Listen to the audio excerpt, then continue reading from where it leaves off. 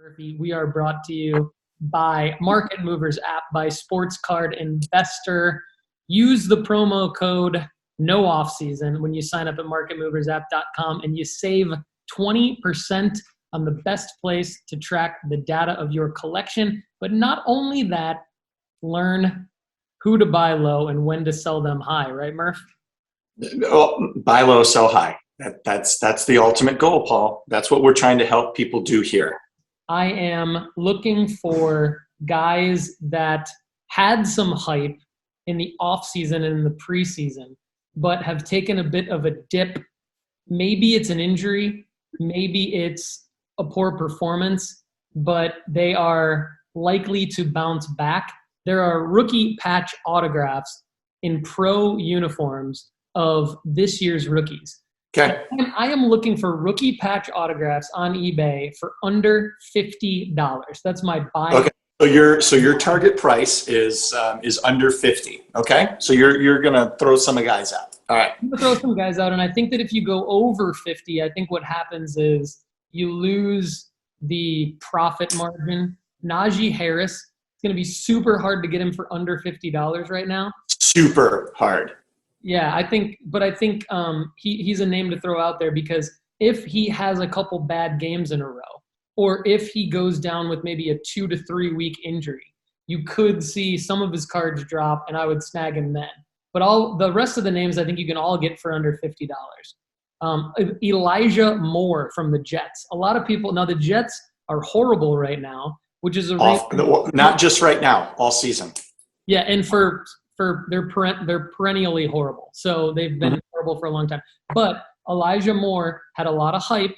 He was the first pick overall in the second round, and some people even picked him as their rookie of the year pick.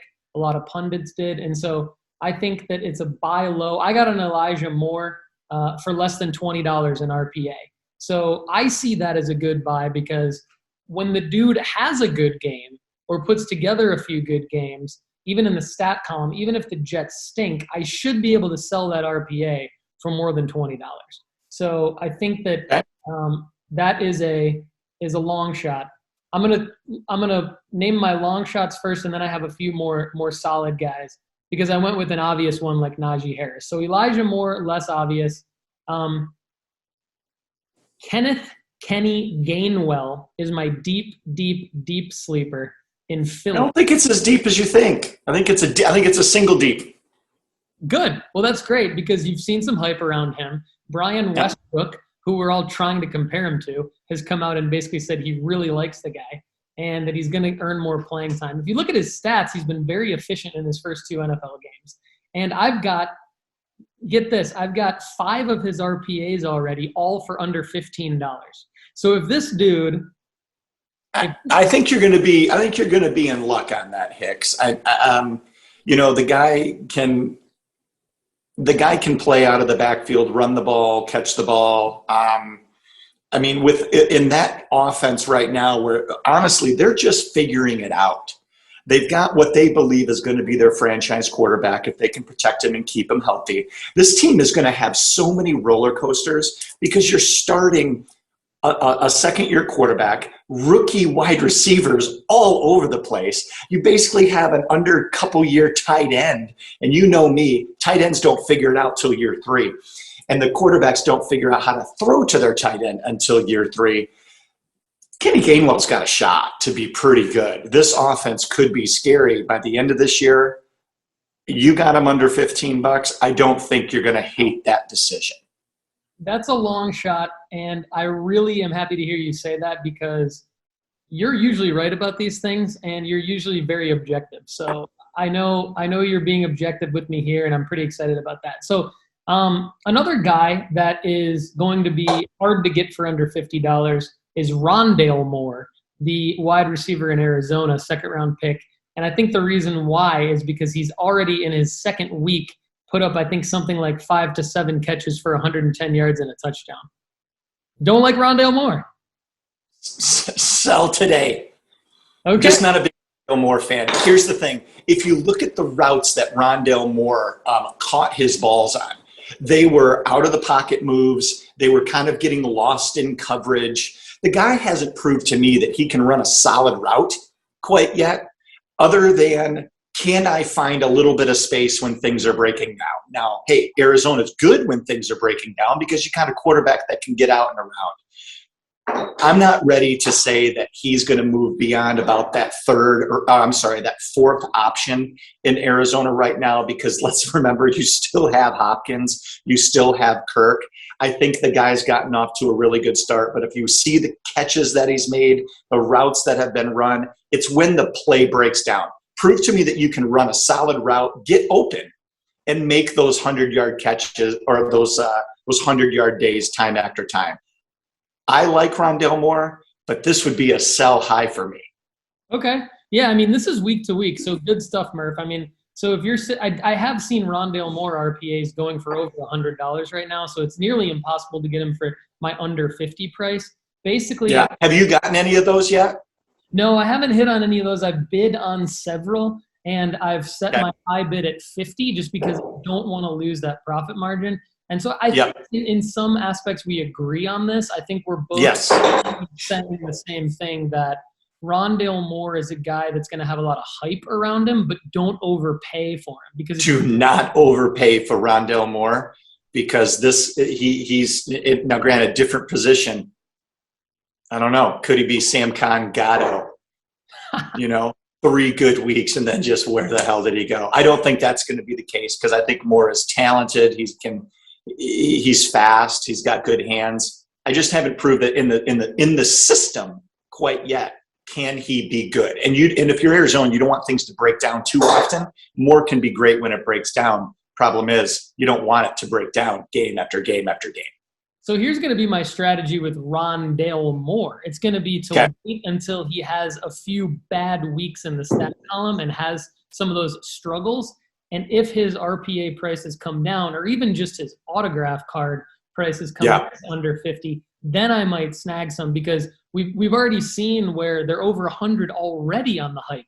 The dude is going to have another good game in the season. And so there could still be a play to be made if he struggles and his prices come down, you buy him, and then he blows up again, then you sell him.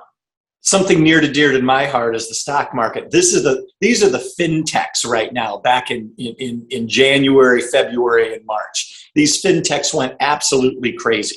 They exploded. Nate, on the other hand, bought them back in September, sold them in February and March, got my profits, put them onto something safer, live to play another day with Rondelle Moore. Love it. Okay. So how do you feel about Rashad Bateman in Baltimore? Because to me, he fits my mold of dude looked great coming out of the draft, got a lot of hype, then goes down with an injury. He was drafted, maybe some are saying even a little bit later in the first round than he would have had he not opted out during last college season at Minnesota due to COVID. Now you're hearing that he's going to come back from this groin surgery.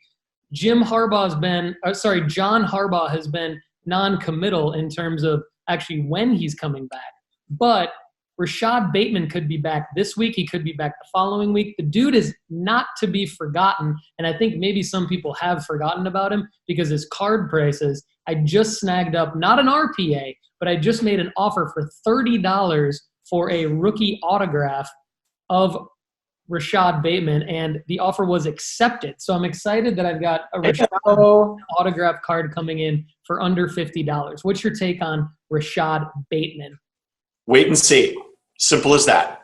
Wait and see. But if you're able to get it for a good price, then why wouldn't you, right? Because he fits your Rondelle Moore a little bit, where things break down in Baltimore. Lamar's chasing, being chased around. And Lamar doesn't have a guy. He doesn't have a guy. He doesn't have a guy. Rashad Bateman be his guy. He could. I mean, all of those guys could be the guy. I mean, I'm blanking totally right now. Hollywood Brown, Marquise. Hollywood Brown, yes. Sorry, I was thinking Smith. I'm like, God, I know that's not right. Hollywood Brown. I mean, this is a classic guy who was just a simple speedster. Really was. I mean, He's almost like what Tyler Lockett was, 4 or 5 years ago, where just get behind the defense, go make a play, and I'm going to throw it up and let the athletes go up and get it, right? But if Hollywood can figure out how to be a consistent threat on routes that aren't just go routes and so forth, the guy's going to be fantastic. But Lamar doesn't have a lot of help. He's the best player on the field almost no matter what game he's playing. But the guy needs some help. And Bateman could be that guy. But when you don't know, when there's just a lot of mud in the water, you want to play it. You want to play it. If you're not dealing with money, like in just fantasy league or something, yeah, go get Bateman. But when you're dealing with money, wait and see. Go get 1 or 2 of them and see what happens. Maybe hit the jackpot. Yeah, I think you're right. I mean, Kenny Gainwell to go out and get 5 or 6 of them at about $15 a piece. It's a lot of money when it adds up, but it's less of a risk, I think, than going out and getting several Rashad Batemans at $30, $40, $50 a piece. So I've got one. They're in no different of a situation, in my opinion. They're not really in any different of a situation. Bateman more hype. Gainwell has the potential opportunity, down the road as this offense is trying to find their guys. Is it going to be Devontae? Is it going to be Quez? Is it going to be Gainwell? Is it going to be Sanders moving forward? All is you got your franchise quarterback. You're trying to put the best pieces around him. And I think both teams are kind of in that spot right now. Yeah. And so there's really no different. You're paying 4 times the premium for a guy that's probably just 4 times the hype, but no really different situation. I think that's the thing that you always got to monitor. Yeah, that's a good point. So I'm going to skip Devontae Smith and Jalen Waddle, 2 more Alabama wide receivers in Philadelphia and Miami. But I'm going to go to another, and the reason I'm skipping them is because their prices, I've bid on them. I've tried to stay under $50. I haven't gotten any of them because I'm staying disciplined with my $50 high bid. But they're going for well over $100 each of them because they've started off the year so well, and they look like studs. I mean, I'm not saying don't buy them, but I'm saying for me, I'm trying to keep the budget low. I do think people who can get them for around $100 will still have a flippable opportunity. It's just a little bit rich for me right now. But I'm going to go to another Alabama receiver. Almost no matter what your budget is. Somebody's budget may be 200, some people's may be 50 like you. Some people may be 15. Stick to the budget. It's like, that's as simple as that. If you get undisciplined, you're going to overpay. You're going to be sorry about it because these things are going to be cyclical. Not every player out there is Patrick Mahomes. Sorry, they're not. Or Lamar Jackson. So you got to be disciplined, especially when you're talking about rookie wide receivers hitting the rookie wall right around game 11, 12, 13, 14. That's something that people want to be reminded of. These guys aren't used to playing that many games week after week after week. There's no bad teams in the NFL like there is in college. Yeah, you're right. Stick to the budget. Like you said at the beginning of the show, like Max did that at the card show. Whenever I do that, I give myself a way better chance of winning. And if you go over your budget, things can spiral out of control real fast. So what I want to do is go to another Alabama wide receiver, Jerry Judy, got a high ankle sprain, I believe, in week 1. And so the hype train has completely gone off the tracks with him. The hype machine has fizzled. And so what I like – You're a Judy guy. You are a Judy guy. What I like to do is look for those opportunities. I mean, if a guy's card prices go down because of an injury that he can clearly come back from by the end of the season and put up some numbers, and he's still an Alabama guy, so there's that fan base and the hobby. Yeah. He's not on a horrible team in Denver. The quarterback situation is a little sketchy, but what do you think of Jerry Judy? Because I'm getting Jerry Judy cards for autographed Jerry Judy cards, rookies, for less than $15 each right now. And I think that's just a steal. Of course. I mean, it's a steal. I mean, a high ankle sprain is going to be a 3 or 4 week injury, depending on the severity of it. Once he comes back, it's not like a hamstring where it could just be lingering, and you're just sitting here throughout 2021 being like, when's this guy going to do anything? I mean, he's going to come back and he's going to be just as strong as what he was. The thing that you reference is that you still have a sketchy quarterback situation over there. You do have weapons in Denver, but Judy is likely the guy that does step out. If you're able to get it for less than 15, the question is, Paul, what was that exact same card going for leading into week one? Was that a $60 value? Was that $50? I mean, what was that? Yeah, I don't know off the top of my head, but you got to go to marketmoversapp.com, get that subscription, use the promo Great segue. season, and save 20%, and you'll see. But that's a good point. You do want to look at that, Murph. I'm glad you brought that up because you want to see what is that card going for, because it should go back up there when he gets back on the field. And then when he does something, it could go even more. If you're just sitting there, you got to look at trends. You got to look at 6 months before. In this case, a month before. If you're just looking at a spot target on a price, that is not going to be the way that you're going to make any money.